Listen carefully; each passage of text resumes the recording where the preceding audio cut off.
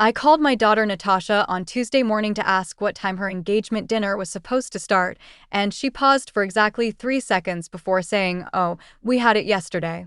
The words hit me like cold water while I stood in my kitchen holding the phone, staring at the dress I'd bought specifically for the occasion hanging on the door of my pantry, still in its plastic cover from the dry cleaner. I'd spent 2 weeks coordinating my work schedule to make sure I could attend, taken a half day off from the hospital where I work as a nurse supervisor, and even bought a gift that was sitting wrapped on my counter. A silver picture frame engraved with their names and wedding date. Natasha's voice sounded casual, almost bored, as she explained that they'd decided to make it a small family thing, just her fiancé Marcus's parents and his sister, and that she'd forgotten to tell me about the change in plans. 26 years of raising her as a single mother, working double shifts to pay for her college education, and this was how she told me I wasn't considered family anymore. My name is Helena Reese, and at 51, I've built my life around two things: my work at Riverside Medical Center and my relationship with my daughter.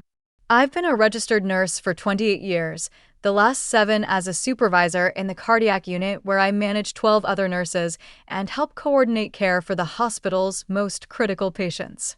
My apartment is a small 2-bedroom place on Elm Street, 15 minutes from the hospital, where I've lived since Natasha started college. The living room walls are covered with photos of the two of us, her high school graduation, college acceptance letter, birthday dinners, holiday mornings. The kitchen table where I eat most of my meals alone is the same one where I helped her with homework for 12 years, where we planned her college applications, where she used to call me every Sunday during her first year away. My routine is simple and predictable. I work 3 12-hour shifts at the hospital, spend my days off grocery shopping and catching up on household tasks, and talk to Natasha every few days about her job at the marketing firm downtown and her relationship with Marcus, the investment banker she'd been dating for 2 years.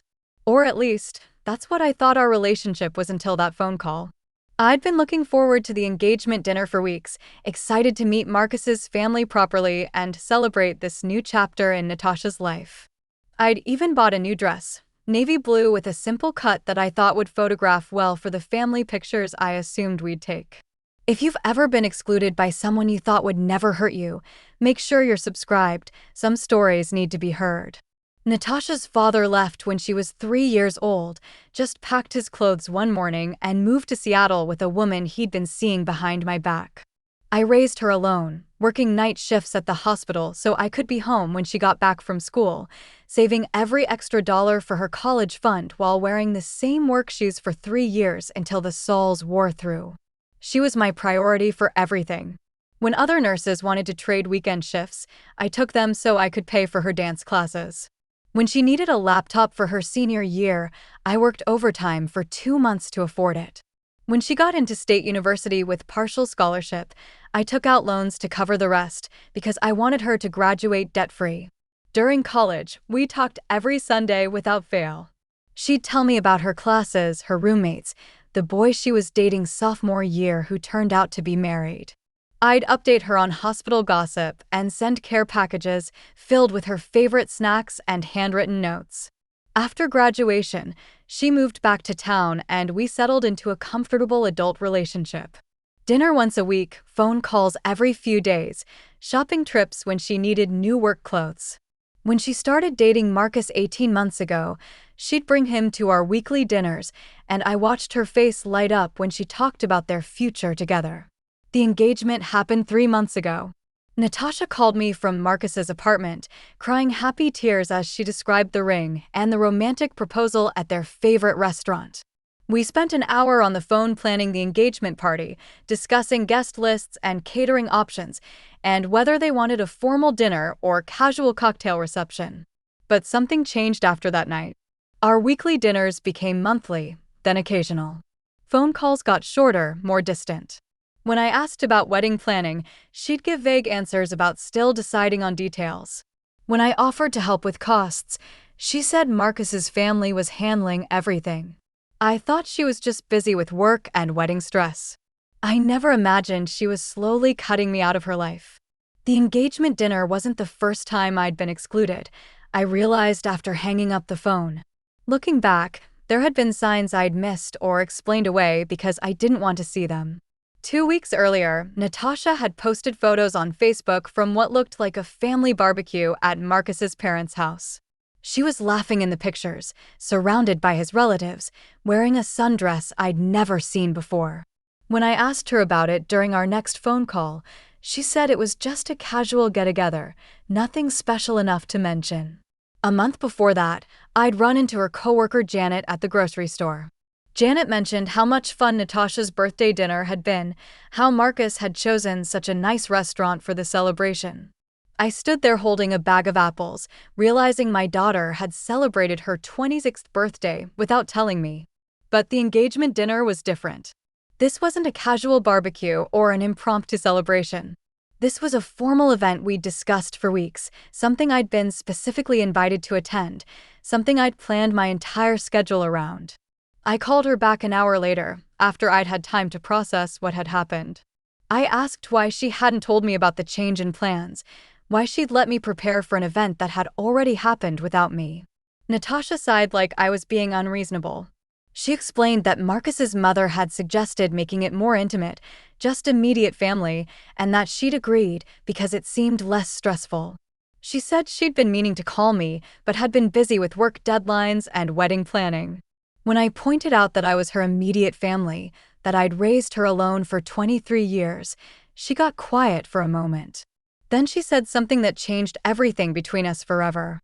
She told me that Marcus's family had concerns about the social differences between our backgrounds, that his parents were more comfortable celebrating privately until after the wedding, when everyone had more time to get to know each other. I hung up the phone and realized my daughter had chosen her new family over the woman who'd sacrificed everything to give her a future. I sat in my car in the hospital parking lot before my next shift, staring at my reflection in the rearview mirror and trying to understand how I'd become someone my own daughter was ashamed to introduce to her fiancé's family.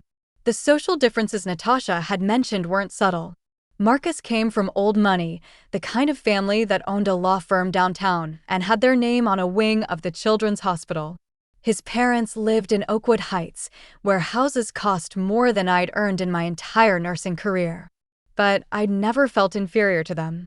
I'd worked my way through nursing school while raising a toddler alone, built a career that saved lives and supported my family, raised a daughter who graduated summa cum laude and landed a good job in a competitive field. I was proud of what I'd accomplished with my life. Sitting in that parking lot, I realized the problem wasn't that Marcus's family looked down on me. The problem was that Natasha had started looking down on me too. She'd been slowly distancing herself for months, not because she was busy or stressed, but because she was embarrassed by her background. The woman who'd worked 3 jobs to pay for her college education was now a liability to her social climbing ambitions. I thought about all the times I'd covered extra shifts so she could take piano lessons, all the times I'd eaten peanut butter sandwiches for dinner so she could have new school clothes, all the nights I'd stayed up helping her with college applications while my feet ached from 12 hours on the cardiac unit floor. My daughter had decided I wasn't good enough for her new life. It was time to show her exactly what she'd thrown away. The plan came to me during my shift that night while I was reviewing patient charts. Natasha worked at Pinnacle Marketing, a firm that handled advertising campaigns for several major clients around the city. One of those clients was Riverside Medical Center, where I'd been working for nearly 3 decades. I'd never paid much attention to the hospital's marketing contracts before, but as a department supervisor, I had access to administrative information that most staff didn't see, including details about vendor relationships, contract renewal dates, and performance evaluations for outside services. Pinnacle Marketing's contract with Riverside was worth $300,000 annually and was up for renewal in 6 weeks. As cardiac unit supervisor, my opinion carried weight in administrative decisions, especially regarding services that affected patient care and hospital reputation. I spent my lunch break researching Pinnacle's recent work for the hospital. Their social media campaigns had been mediocre, their printed materials looked outdated, and their website redesign project was 3 months behind schedule. More importantly, I discovered that 2 other marketing firms had submitted lower bids for the contract renewal, including one that specialized in healthcare marketing and had better credentials than Pinnacle. But I made a crucial mistake in my first attempt at revenge. I went to the hospital administrator, Dr. Patricia Walsh, and suggested she might want to review Pinnacle's performance before renewing their contract. When she asked why I was suddenly interested in marketing contracts, I mentioned that my daughter worked there and I'd noticed some quality issues with their recent work.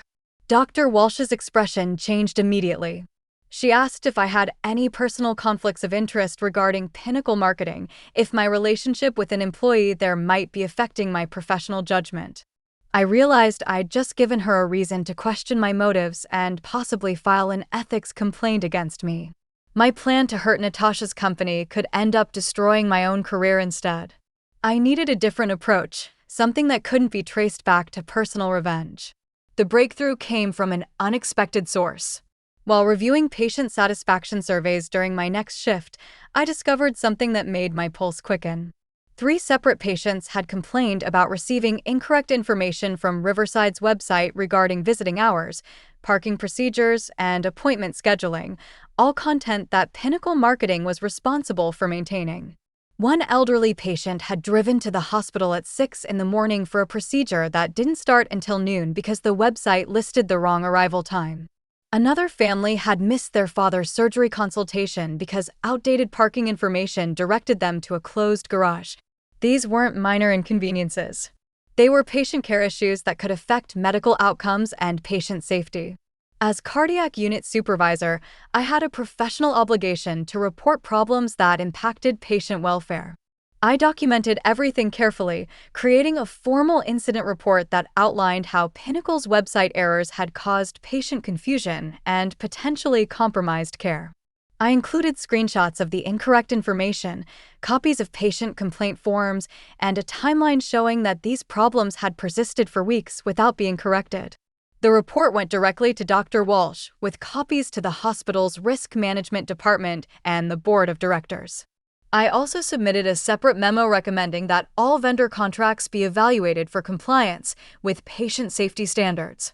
3 days later, Dr. Walsh called an emergency meeting with Pinnacle's account team, including Natasha. The hospital's legal counsel was present, along with the risk management director and 2 board members.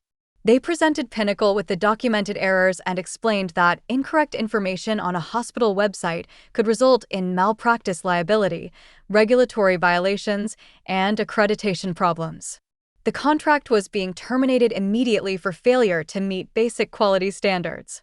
Natasha sat in that conference room and watched her biggest client fire her company for incompetence that could be traced directly to her oversight responsibilities. The $300,000 annual contract that kept her department profitable was gone, and she was the account manager who'd let patient safety issues slide for weeks. She had no idea her mother was the supervisor who'd filed the report that destroyed her career. Pinnacle Marketing laid off 4 employees the following week, including Natasha. The loss of the hospital contract had created a budget crisis that forced the company to eliminate her entire department. She called me for the first time in 6 weeks, crying as she explained that she'd been fired, that her career in marketing was probably over because word had gotten around about the patient safety issues she'd missed. She asked if she could come stay with me for a few days while she figured out what to do next. I told her my apartment was too small for 2 people, that she should ask Marcus or his parents for help since they'd been so welcoming to her lately. The silence on the phone lasted almost 30 seconds before she asked what I meant by that. I explained that I'd learned about her engagement dinner, about her birthday celebration, about all the family events she'd been attending without mentioning them to me. Natasha started to cry harder, saying she was sorry, that she'd made mistakes, but she needed her mother now more than ever. She said Marcus had been distant since she'd lost her job, that his parents had suggested they postpone the wedding until she was financially stable again. I listened to my daughter fall apart and felt something I'd never expected to feel, complete indifference to her pain. She'd spent months pushing me out of her life because she was ashamed of where she came from. Now that her new life had collapsed, she wanted to return to the safety net she'd discarded. I told her I'd think about it and hung up. For the first time in 26 years, my daughter's problems weren't automatically my problems too. 6 months later, I heard from Janet at the grocery store again that Natasha had moved to Portland with a new boyfriend she'd met online. No wedding, no Marcus, no contact with his family who'd apparently made their disapproval clear once she was unemployed. She never called to say goodbye, never asked for my blessing or advice about starting over in a new city. I learned about her departure the same way I'd learned about her birthday dinner, through casual conversation with someone else. I thought I'd feel satisfaction knowing that her rejection of me had led directly to losing everything she'd thought was more important.